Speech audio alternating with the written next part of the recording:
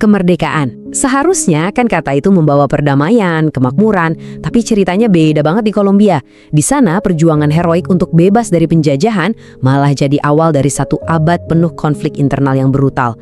Aneh kan? Inilah paradoks yang akan kita bedah kali ini. Nah, ini dia pertanyaan intinya.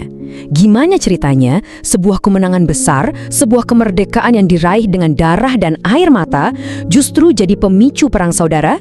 Pertanyaan inilah yang jadi inti dari tragedi Kolombia selama ratusan tahun. Yuk kita telusuri bareng-bareng. Oke, untuk bisa ngerti kenapa ini semua terjadi, kita harus mundur sedikit ke belakang, ke awal mulanya. Perjalanan Kolombia untuk merdeka dari Spanyol itu sama sekali bukan jalan yang mulus. Justru, di dalam proses perjuangan inilah benih-benih perpecahan di masa depan itu mulai ditanam.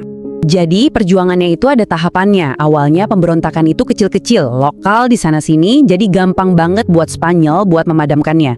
Nah, titik baliknya, momen game changernya adalah ketika muncul satu kepemimpinan militer yang terpusat. Mereka berhasil menyatukan kekuatan yang tadinya tercerai-berai, dan dari situlah akhirnya mereka bisa memukul mundur Spanyol. Setelah kemenangan diraih, wah, euforianya luar biasa, semangat lagi membara-baranya. Dan ambisi mereka nggak berhenti cuma sampai memerdekakan Kolombia aja loh. Mereka punya mimpi yang jauh lebih besar, membentuk sebuah negara adidaya baru di Amerika Selatan.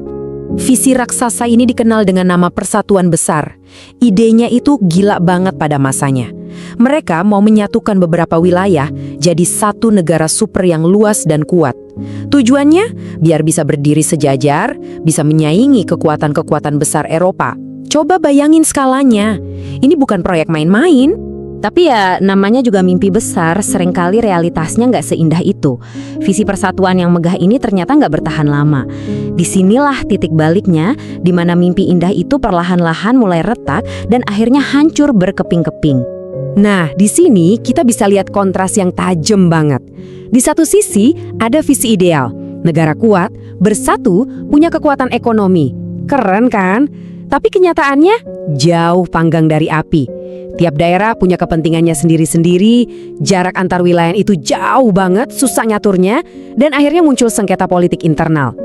Daerah-daerah yang jauh dari pusat merasa diabaikan. Realitas inilah yang akhirnya bikin mimpi itu mustahil terwujud. Oke, jadi setelah proyek negara super itu gagal total, Kolombia yang baru merdeka ini langsung dihadapkan pada sebuah konflik internal yang sangat mendasar. Sebuah pertarungan ideologi yang ternyata akan terus menghantui negara ini selama 1 abad berikutnya. Dan inilah dia pertanyaan krusialnya, pertanyaan yang membelah bangsa jadi 2 kubu. Apakah kekuasaan harus dipusatkan di ibu kota? Atau haruskah setiap daerah diberi kebebasan untuk mengatur dirinya sendiri? Pertanyaan yang kelihatannya sederhana ini jadi pemicu konflik berdarah yang gak ada habisnya. Perdebatan ini bukan cuma debat biasa di parlemen loh. Ini berubah jadi semacam siklus setan. Dimulai dari adu argumen politik, terus karena gak ketemu titik tengah, ujung-ujungnya jadi perang saudara. Perang ini menciptakan ketidakstabilan yang parah. Dan setelah perang selesai, bukannya damai, siklusnya malah ngulang lagi dari awal. Begitu terus selama puluhan tahun. Dampaknya udah bisa ditebak, sangat menghancurkan. Coba kita pikirin deh, kalau negara isinya perang melulu, gimana caranya mau bangun ekonomi? Gimana mau bangun jalan, jembatan, atau sekolah? Nggak mungkin. Rakyat hidup dalam ketakutan dan ketidakpastian, sementara negara gagal total menyediakan fondasi yang paling dasar sekalipun. Dan di tengah semua kekacauan ini, ada satu peristiwa yang benar-benar jadi pukulan telak. Sebuah kejadian yang menunjukkan betapa rapuhnya negara Kolombia saat itu. Jadi faktanya begini, ada satu wilayah yang sangat penting dan strategis tiba-tiba memisahkan diri. Dan yang bikin lebih sakit hati, pemisahan ini ternyata didukung oleh kekuatan asing. Ini ibarat tamparan keras di muka negara yang emang udah babak belur. Ini bukan lagi sekedar soal kehilangan wilayah atau kerugian ekonomi ya. Ini lebih dalam dari itu. Ini soal harga diri.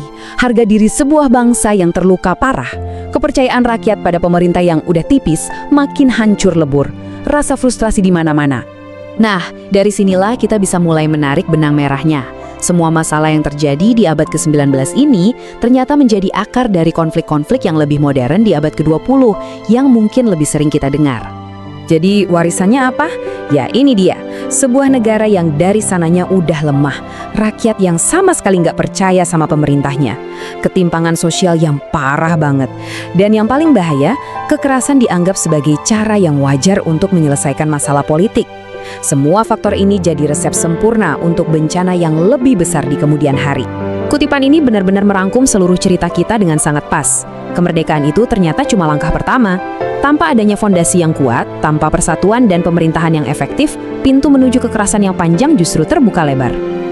Dan ini pertanyaan terakhir untuk kita renungkan bersama. Bisakah sebuah bangsa, sebuah negara, benar-benar sembuh total dari luka-luka yang dialaminya saat ia dilahirkan? Atau jangan-jangan luka sejarah itu akan terus membentuk takdirnya, bahkan sampai berabad-abad kemudian? Terima kasih sudah menyimak.